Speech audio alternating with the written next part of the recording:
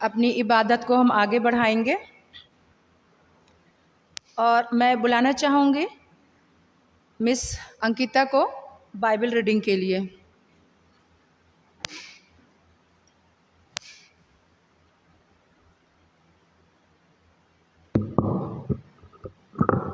आप सभी को जय मसीह की। मेरी तरफ से सबको हैप्पी नर्सेस डे और सबको हैप्पी मदर्स डे।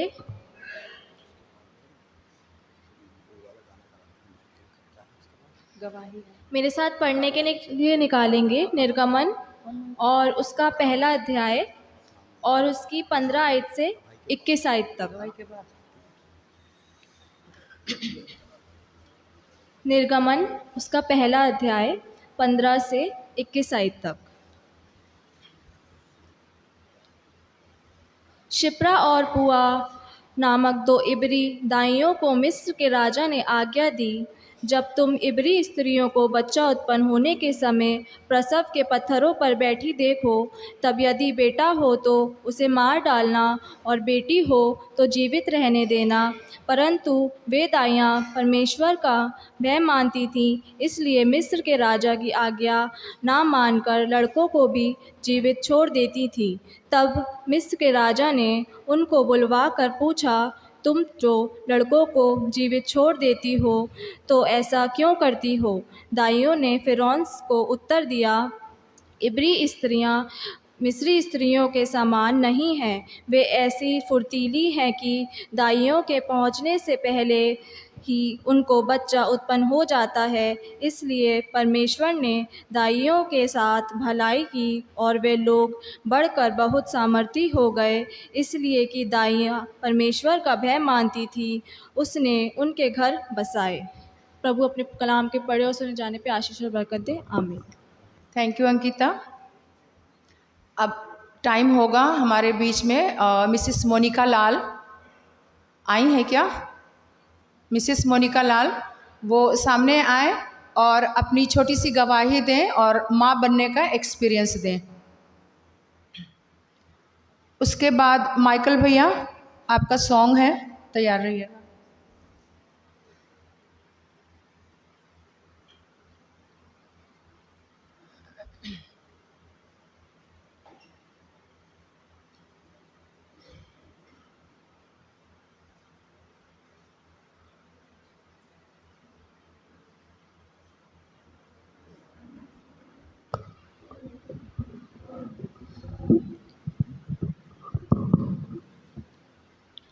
सबको जय मसीह की। मेरी और मेरी बेटी की ओर से सबको nurses day, happy nurses day और मदर्स डे की बहुत बहुत शुभकामनाएं। मैं परमेश्वर का धन्यवाद करती हूँ कि उसने मेरे जीवन में आज के दिन को लेके आया, क्योंकि बहुत से लोग यहाँ पे बैठे हैं, वो सभी जानते हैं कि आज से 5 साल पहले मेरे पास बेटी नहीं थी, मेरे पास कुछ भी नहीं था। क्योंकि ये नहीं थी तो मुझे लगता था कि कुछ भी नहीं है मेरे पास। सब कुछ होने के बाद भी मैं अधूरी थी, मैं खाली थी। क्योंकि माँ बनना दुनिया का सबसे बड़ा सुख होता है, सबसे बड़ा। उसके आगे सब कुछ बहुत थोड़ा सा लगता है, बहुत थोड़ा सा लगता है। माँ शब्द इतना बड़ा है, मैं आज जान पाई जब मैं इसको देखा, जब ये मेरे जीवन में आई। धन्यवाद देती हूँ मैं परमेश्वर का कि उसने मेरे जीवन में इस महिमा को प्रकट किया, इस महिमा को मेरे लिए लेके आया। मैं धन्यवाद देती हूँ क्योंकि इससे बेहतर बेटी मेरे जीवन में आ ही नहीं सकती थी। क्योंकि मैं बहुत रोती थी अकेले, मैं बहुत तड़पती थी। मैं जानती हूँ यहाँ बैठी हुई बहुत सी ऐसी बहनें हैं जिनके पास अभी संतान नहीं है। उस दर्द को मैं महसूस कर सकती हूँ क्योंकि मैंने झेला है वो सब कुछ, वो परेशानियाँ, वो क्रिटिसाइज जो बाहर के लोग बाद में देते हैं पर अपने पहले देते हैं। मैं खुल के बोल रही हूँ, मतलब कुछ ऐसा नहीं है, क्योंकि जो मैंने झेला है, जो मैंने बर्दाश्त किया है, वही मैं आपके सम्मुख रख रही हूँ, क्योंकि बाहर के बाद में दिल दुखाते हैं, पहले अपने दिल दुखाते हैं।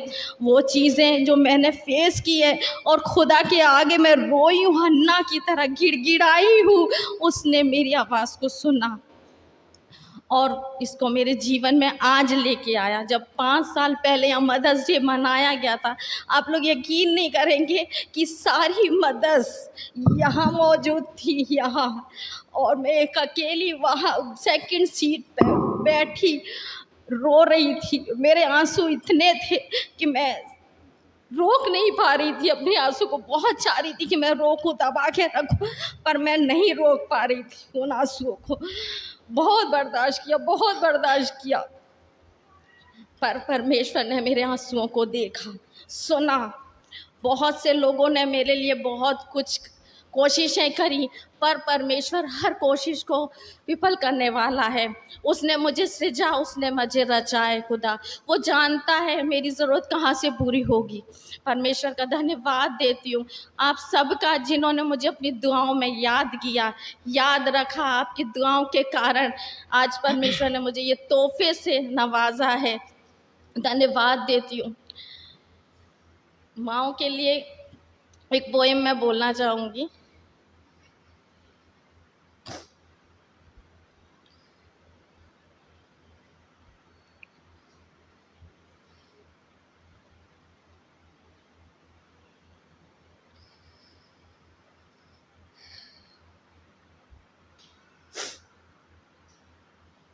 भगवान का दूसरा रूप है माँ, भगवान का दूसरा रूप है माँ, उसके लिए दे देंगे जान। क्योंकि भगवान तो है, पर माँ हमारी सब जगह, भगवान मौजूद नहीं होता, पर परमेश्वर ने हमें माँ दी है ताकि वो हर पल हमारी रक्षा कर सके, हमारी ज़रूरतों को पूरा कर सके, हमें लालन पालन करने में हमारी मदद करती है। हमको मिलता है जीवन उसके कदमों में है स्वर्ग बसा, हमारी खुशी में खुश हो जाती, दुखों में हमारे आंसू बहाती। कितने खुशनसीब हैं हम, हमारे पास है माँ।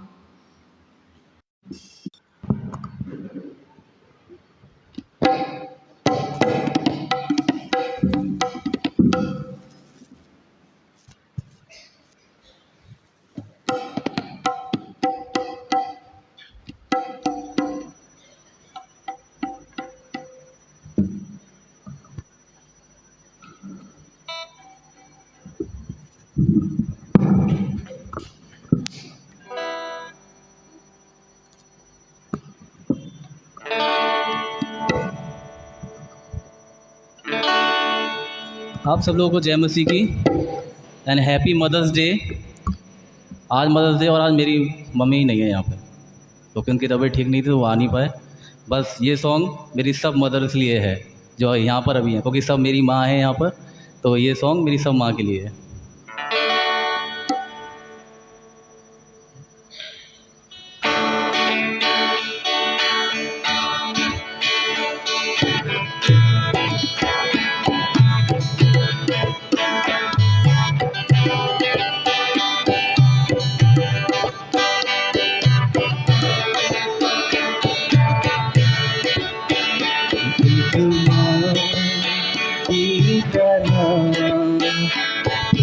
शांति देता है, एक माँ की तरह प्रभु शांति देता है, एक माँ की तरह प्रभु शांति देता है।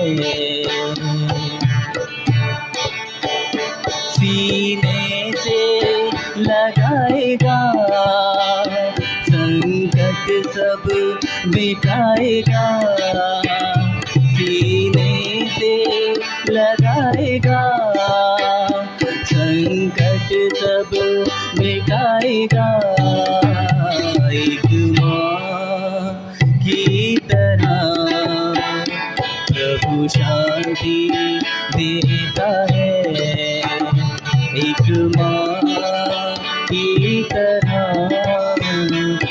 प्रभु शांति देता है, कभी ना छोड़ेगा, कभी ना त्यागेगा, कभी ना छोड़ेगा, कभी ना त्यागेगा। एक माँ की तरह प्रभु शांति देता है, एक माँ की तरह प्रभु शांति देता है।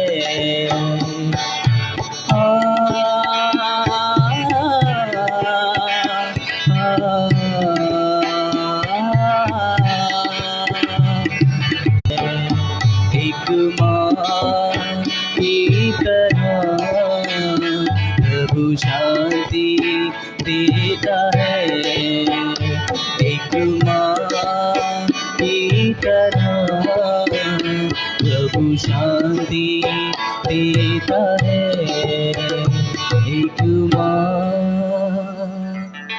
की तरह प्रभु शांति देता है। Happy Mother's Day all of mother sitting there. Thank you. Thank you Michael भैया, सुंदर सॉन्ग के लिए जो आपने माँओं को याद किया और उनके लिए गाना गाया। प्रभु आपको बहुत आशीष दे। अब मैं मिस शारोन को बुलाना चाहती हूँ जो नर्सेस पे शॉर्ट इंट्रोडक्शन देंगी।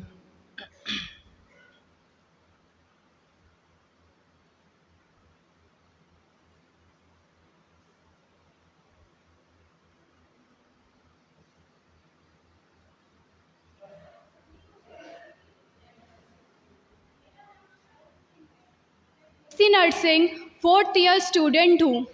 सबसे पहले तो आप सभी को हैप्पी नर्सेस डे और हैप्पी मदर्स डे। आज मैं आपको फ्लोरेंस नाइटिंगेल के बारे में, उनकी जीवनी के बारे में कुछ बताना चाहती हूँ, किस तरीके से उनका जन्म हुआ और कौन से सन में हुआ और उन्होंने किस तरीके से अपनी सर्विस पूरी करी।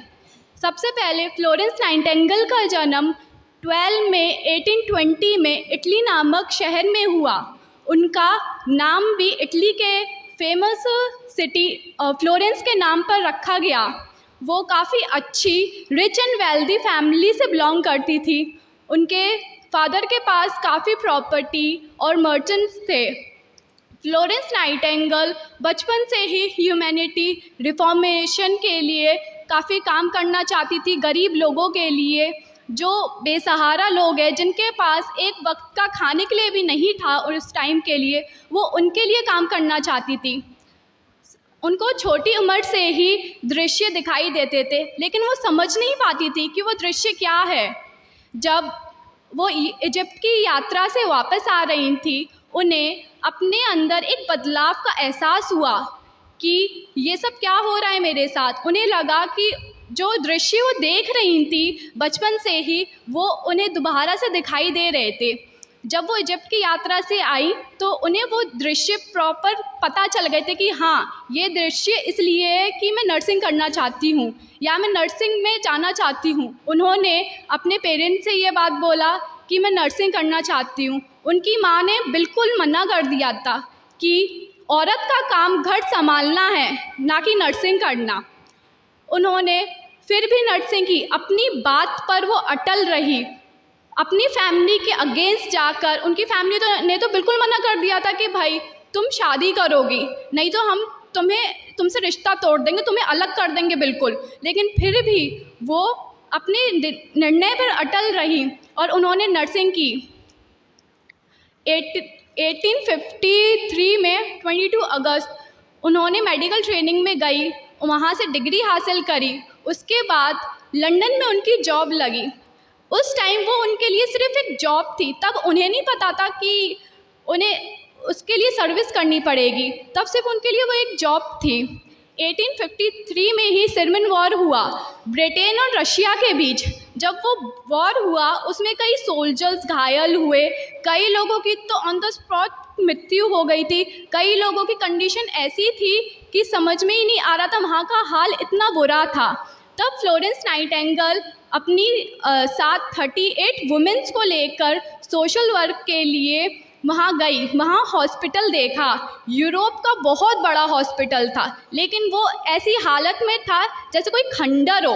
उस हॉस्पिटल में लाइट नहीं, पानी की कोई व्यवस्था नहीं, खाने तक को कुछ नहीं था उधर। सबसे पहले उन्होंने देखा कि वहाँ पे पानी वगैरह की कोई व्यवस्था नहीं, पानी पीकर लोग इतना बीमार पड़ रहे थे उधर, डेंगू, मलेरिया, टाइफाइड जैसी बीमारियाँ पैदा हो रही थी उस पानी पीकर। अगर वहाँ के पेशेंट की हालत ऐसी थी, अगर वो बीमारी से तो नहीं, लेकिन वहाँ इतनी गंदगी थी कि उस वजह से वो ज़रूर मर जाते।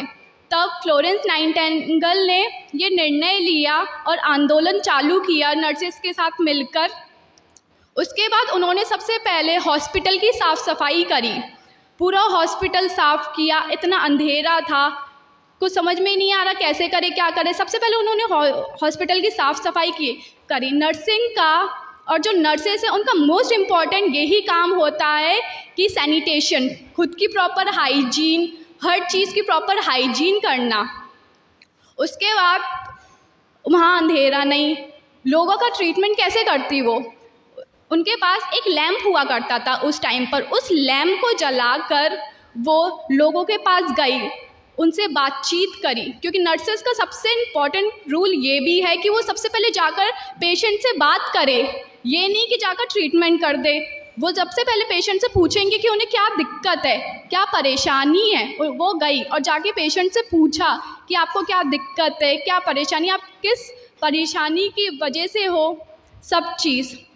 उन्होंने ट्रीटमेंट चालू किया, अपनी लैंप लेके जाती थी वो पेशेंट के पास, उनकी केयर करती थी, उनको ट्रीटमेंट देती थी। उन्होंने ये नहीं सोचा कि ये पेशेंट ऐसा है या ये पेशेंट ऐसा है, कि ये इतना गंदा रहता है या इतना साफ़ है, उन्होंने ये बिल्कुल नहीं देखा। उनके लिए सारे पेशेंट एक समान थे, वो सबके पास जाके ट्रीटमेंट प्रोवाइड करती थी। इसलिए उस टाइम उनका नाम लेडी विद द लैम्प के नाम से रखा गया। धीरे धीरे टाइम आगे बढ़ता रहा, वहाँ खाने के लिए भी कुछ नहीं था।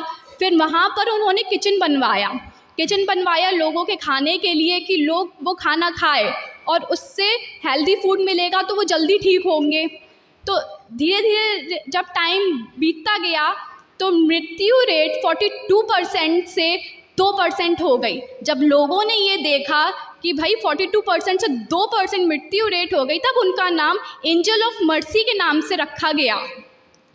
1956 में वॉर ख़त्म हुई, वहाँ लोगों की कंडीशन बिल्कुल ठीक हो चुकी थी, बीमारी भी ख़त्म हो चुकी थी। जो सोल्जर्स है वो भी अच्छी तरीके से ठीक हो चुके थे। जब वो ब्रिटेन वापस आई तो उन्होंने देखा कि उनको देखते हुए बाकी की नर्सेस, बाकी के लोगों ने भी सोशल वर्क करना शुरू कर दिया। यहाँ से नर्सिंग की नींव रखी गई। मैं यही चाहूँगी कि आगे भी इस चर्च के कई बच्चे हैं नर्सिंग करेंगे, नर्सिंग करना चाहते हैं और आगे बढ़े वो नर्सिंग में, क्योंकि हमारी नर्स ही हमारा फ्यूचर है। और इस साल का थीम भी यही है कि our nurse our future. Thank you. Thank you Sharon, God bless you.